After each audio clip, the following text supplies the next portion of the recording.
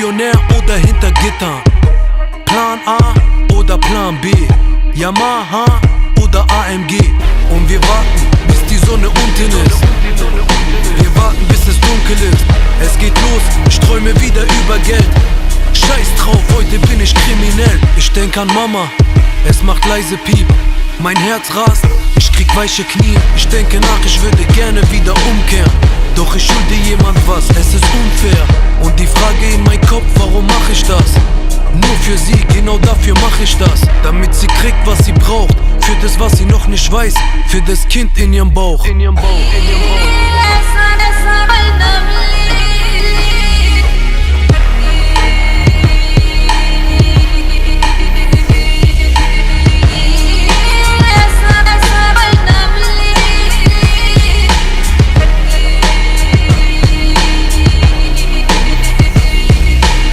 Hände hoch, ich meint es wirklich, Hände hoch. Ich mach das nicht umsonst, das ist Gangsterlauf.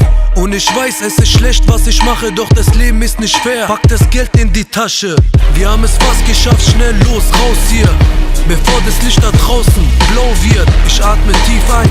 Was es wirklich wert? Ja, das war es wirklich wert. Ich hoffe, dass sie glücklich wird. Ja, in dieser Nacht bin ich ein Schlechter. Sie ist ein Engel, doch ihr Mann ist Verbrecher.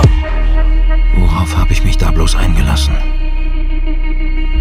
Versuch erst gar nicht, die Spielchen zu durchschauen.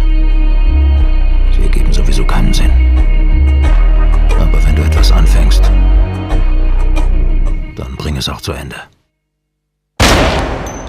Ich wollte nur, dass sie glücklich ist. Bin ich jetzt ein schlechter Mann? Das, was ich gemacht habe, hätte ich nicht mal für mich selbst getan.